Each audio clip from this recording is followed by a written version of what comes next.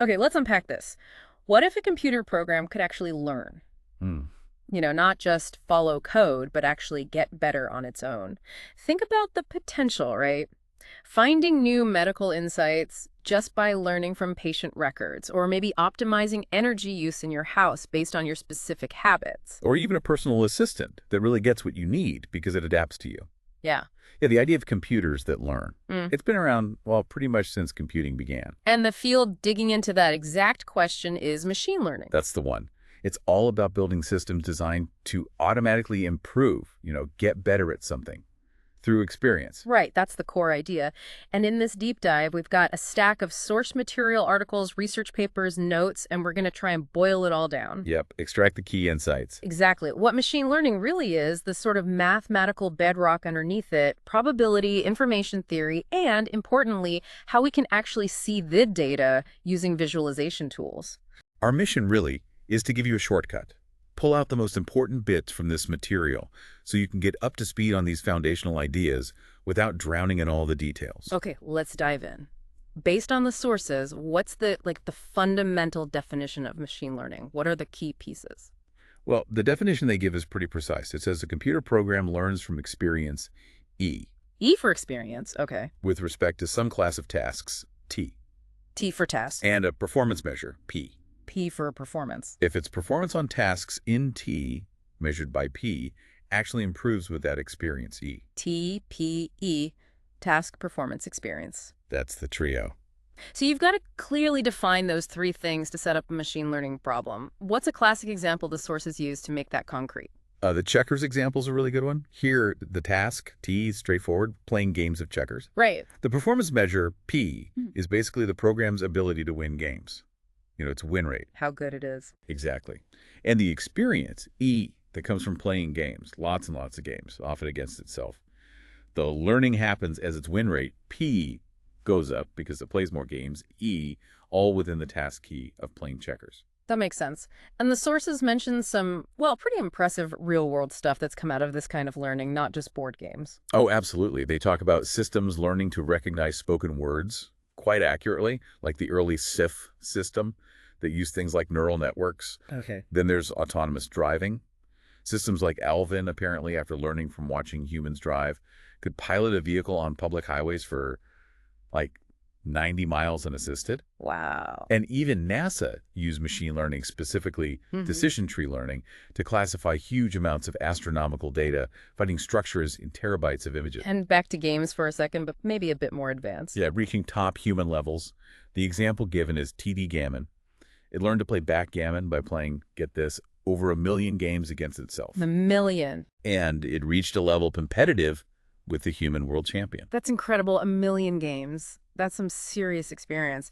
And the sources seem to stress that this isn't just, one isolated field. No, not at all. Machine learning is super multidisciplinary. It borrows heavily from AI, obviously, but also probability, statistics, information theory, Yeah. even philosophy like Occam's razor, the idea that simpler explanations are usually better. Right. And it draws inspiration from psychology and neurobiology, too. You see that in things like the power law of practice or how artificial neural networks are structured, kind of inspired by the brain. Okay, let's zoom in a bit. How does one of these systems actually learn? Let's stick with the checkers example.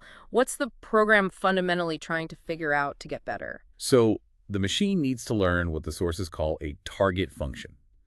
Ideally, for checkers, that function would just tell you the absolute best move to make from any given board state. Let's call it choose move. Makes sense. But learning that directly is really hard. The feedback you get winning or losing the whole game happens way after you made specific moves early on. Right, so it's tough to figure out which moves early in the game actually led to the win or loss later. That's the credit assignment problem they talk about. Exactly that. Assigning credit or blame to individual moves is tricky. So, a more common approach is to learn a different, maybe easier, target function, Yeah. an evaluation function. Let's call it V. An evaluation function, so it scores the board. Precisely. It gives you a score saying how good a particular board state seems to be. Is this position strong? Is it weak? So instead of learning the action directly, you learn to judge the situation. You got it. And if you have a reliable way to score board states with V, you can still pick a good move. You just look ahead one step, generate all the possible board states you could reach with legal moves, Use your function v to score each of those resulting states, and then you pick the move that leads to the state with the highest score. The sources say the ideal V function, the one based on perfect play all the way to the end, is non-operational. What's that mean? It basically means you can define it mathematically, maybe recursively, but you can't actually compute its true value efficiently during a game. It would involve exploring just a ridiculous number of future game paths. Astronomical. Ah, okay. So the system isn't aiming for that perfect V. It's trying to learn an operational approximation, something it can calculate quickly during play, and that's called function approximation. Yes, exactly. That becomes the core learning task for this checkers program. Yeah. Find an efficiently computable function, let's call it TEP-PSI, Yeah. that does a decent job of approximating the value of that ideal but non-operational V. How do the sources suggest representing this approximation in like a simple way? Well, a really straightforward way is using a linear combination feature. So for a given board B might look like dead B W0 plus W1 by 1 plus W2 by 2 plus free plus W6 by 6. Okay, wait, so the X's are features. What kind of features? Things you can measure directly from the board. Like by 1 might be the number of black pieces minus the number of white pieces. By 2 could be the number of black kings minus white kings. By 3 might count how many pieces are currently under threat, and so on. Just specific quantifiable aspects of the board state. And the W's are weights, numbers. Yep, numerical weights. W00 then is a bias term, and W1 through W6 determine how much each feature by 1 through by 6 contributes to the overall score for PAPE. Okay, so learning the evaluation function really just boils down to finding the right set of numbers for these weights, the W values. That's the essence of it for this simple representation. And the sources point out a key trade-off here. The more complex or expressive your function representation is, the more data or experience you generally need to learn it well. This linear function is relatively simple, maybe easier to learn with less data. Compared to something more complex like the neural network you mentioned, TD-Gammon, used for backgammon. Exactly. A neural network can potentially capture much more subtle patterns and interactions between features, but it typically needs vastly more experience, like those million games, to train effectively. So sticking with the linear function, once we've decided on that representation, how does the algorithm actually learn the weights? Where do the training examples come from? You only know if you won or lost at the very end, right? Right. The feedback is delayed. So the system has to estimate training values for all those intermediate board states it saw during the game. A key technique described is using the current approximation to self to help out. How does that work? The idea is to estimate the correct value for the current board state B. Like, let's call this target V-train B, based on the score of the board state you reach after you make your move and the opponent makes theirs. The rule often used is V-train B, successor B. Okay, hold on. So it makes a move, sees where the board ends up after the opponent replies, the successor state. Then it uses its current evaluation function to score that successor state, and that score becomes the target value for the state it was just in. Precisely. The intuition, or hope, is that the current function, speed, even if imperfect, might be slightly more accurate for states that are closer to the end of the game. By using the score of the successor state, which is one step closer to the final outcome, as the target for the current state, you're propagating the final win-loss information backwards, step by step, through the game. It's a way to tackle that credit assignment problem. Okay, I think I follow. It's like bootstrapping your estimates using your current best guess. And once it has these estimated target values, V-train B, how does it actually adjust the weights, the W's? The sources mention using a simple update rule, like the LMS rule, least mean squares. For each weight Y, you nudge it a little bit based on the error and the feature value. The error being? The difference between the estimated target value, V-train B, and what the function currently predicts for that state. Staying there. Then, the change to weight Y is proportional to that error times the value of the corresponding feature agoing in state B. So if tree was too low, positive error, you increase the weights associated with features that were present in B. If it was too high, you decrease them. Ah, so it adjusts the influence of each feature based on whether that feature was active when the function made a mistake. That makes sense. The sources then kind of package this whole learning process into 4 interacting parts. First, the performance system. That's the actual checkers player. It uses the current learned function to pick moves and play the game. Its success is measured by P. Got it. The player. Second, the critic.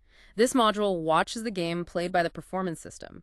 It takes the sequence of board states and generates the training examples, the pairs of board state B, estimated target V train B, using that rule we discussed, V train B, successor B. Okay, the example generator. Third, the generalizer. This takes those training examples from the critic. Its job is to update the evaluation function.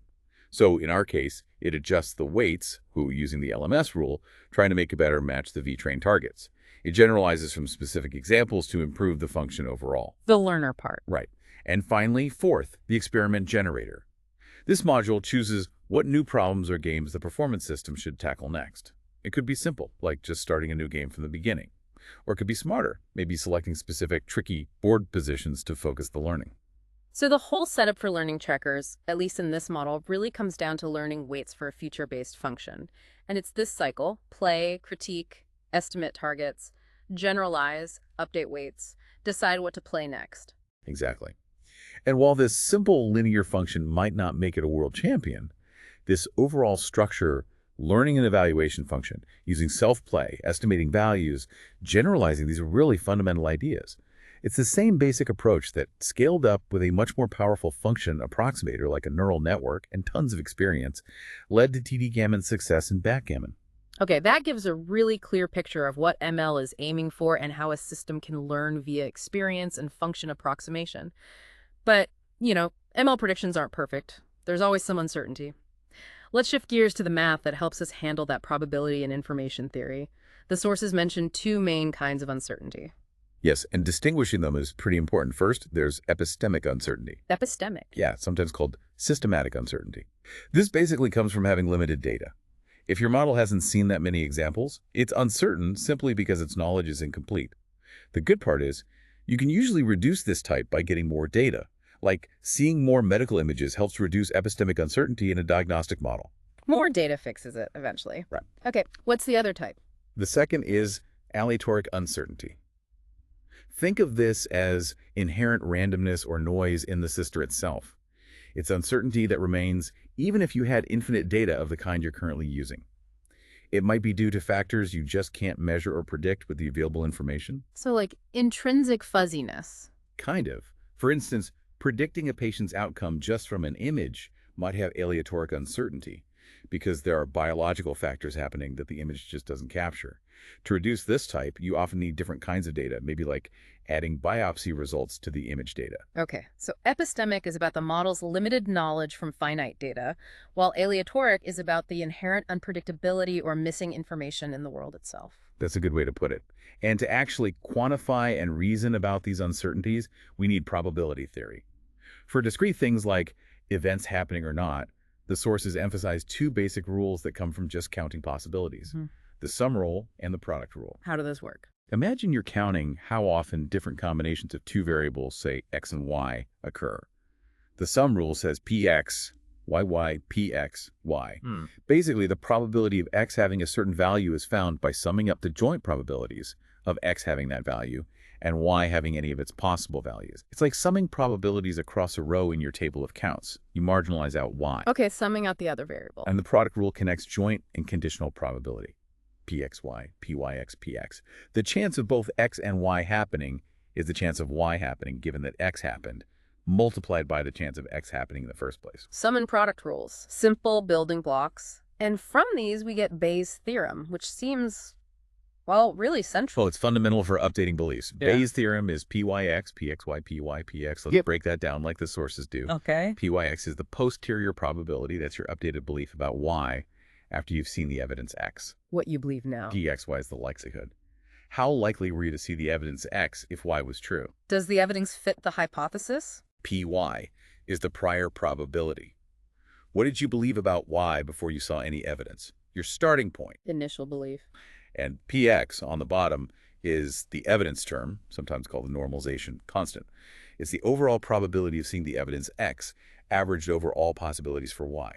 It makes sure the posterior probabilities add up to 1. So roughly it's like posterior belief is proportional to likelihood of evidence given belief times prior belief. Exactly. Posterior proportional to likelihood times prior. That's the heart of it.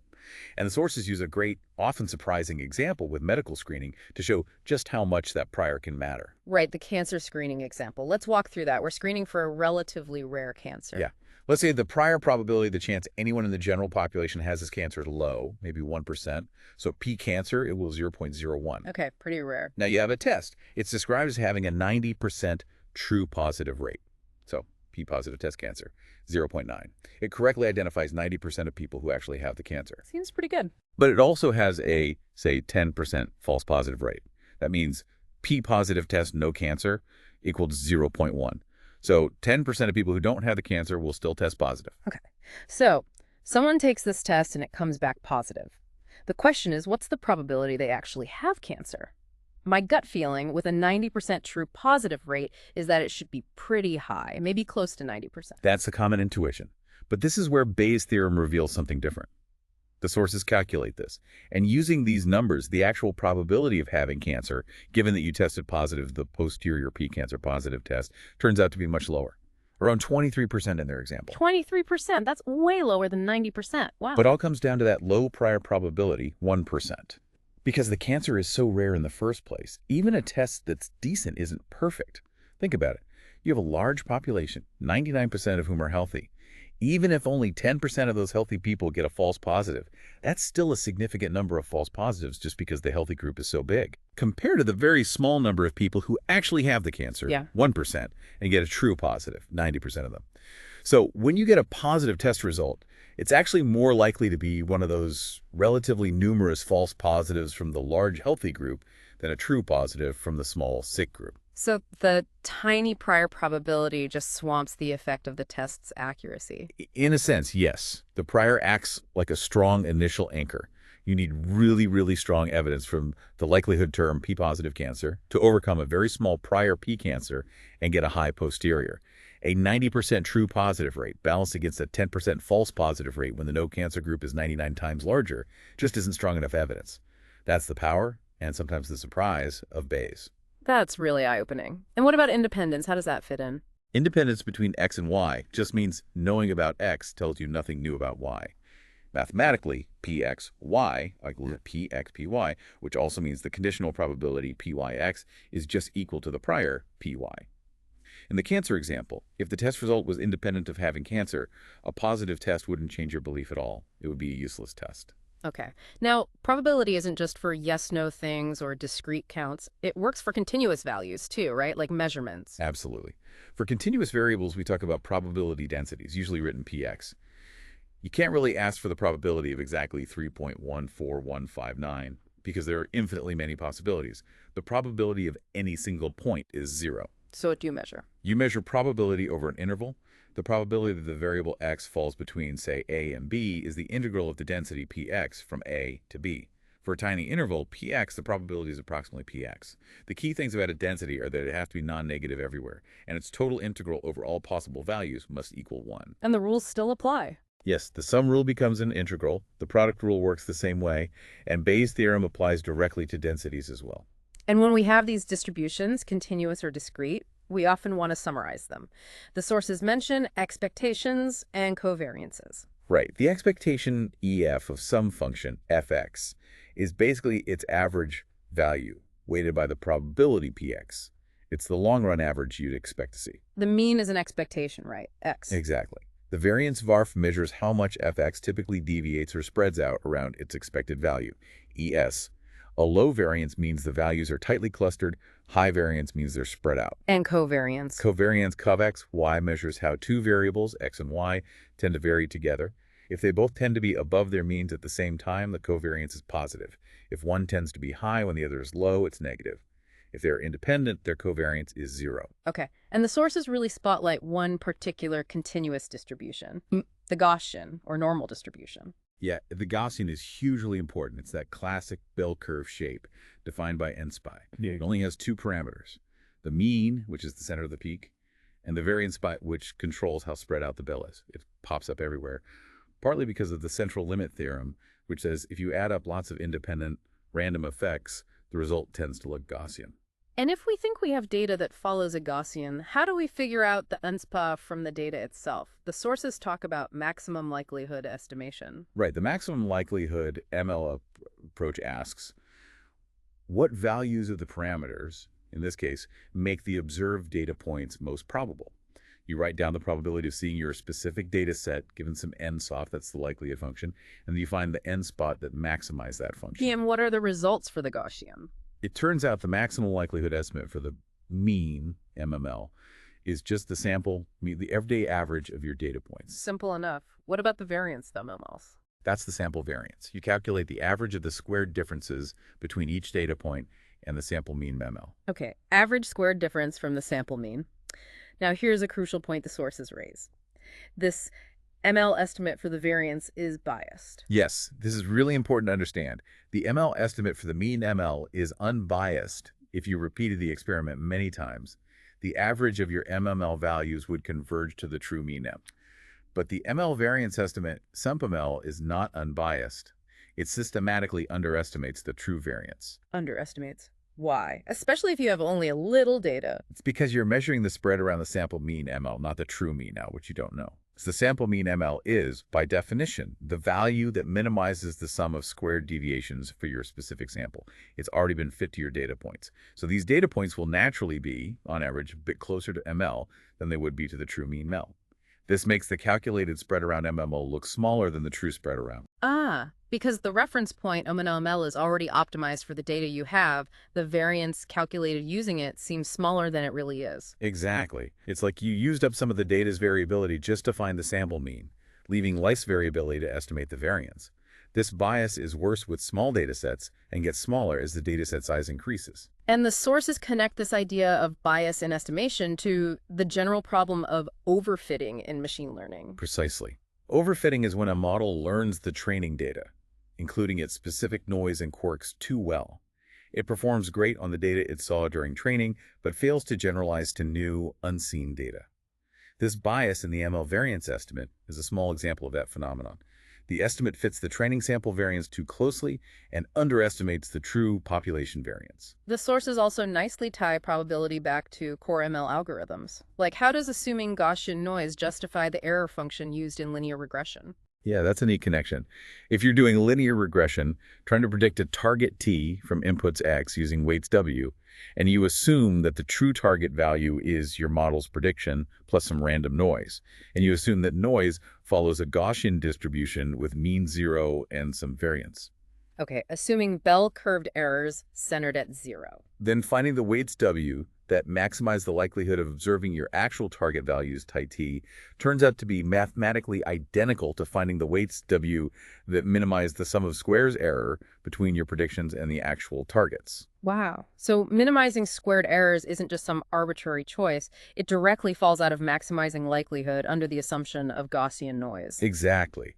Probability provides that deeper justification for why sum of squares is such a standard objective function in regression. Okay, that's a fantastic grounding in the math of probability and uncertainty. Now, how do we actually look at our data? How do we understand these distributions or see what our models are doing? Visualization seems key. Absolutely crucial. And the sources point to matplotlib as sort of the go-to Python library for plotting. It works really well with NumPy arrays, which is how most numerical data is handled in Python anyway. And a basic plotting sounds pretty easy. Very much so. The core function is plt.plot, xy. Give it x coordinates and y coordinates, and it draws a line connecting them.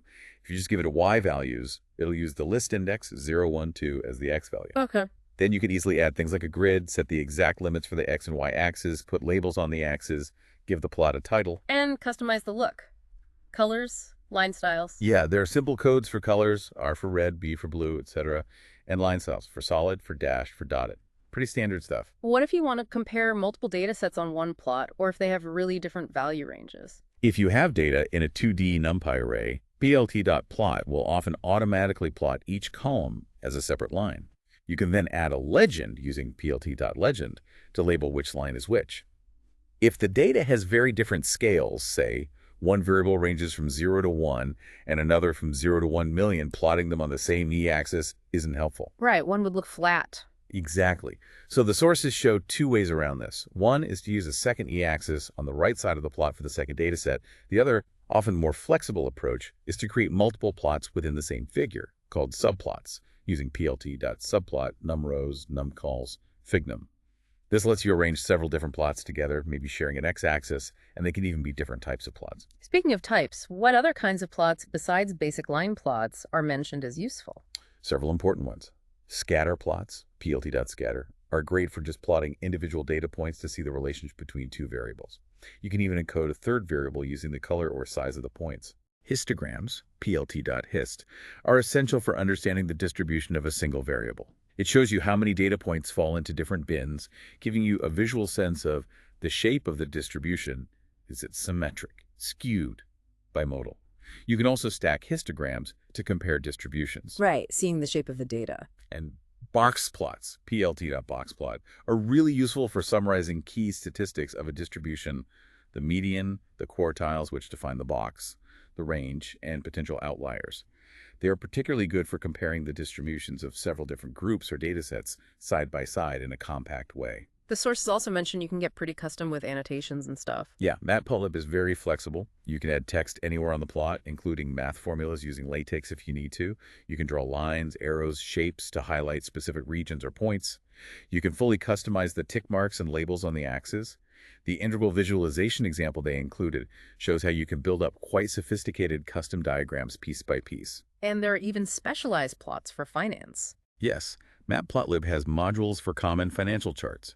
Candlestick charts, mpf.candlestick from a finance module, are a standard way to show price movements. They require the open, high, low, and close price for each time period, like a day.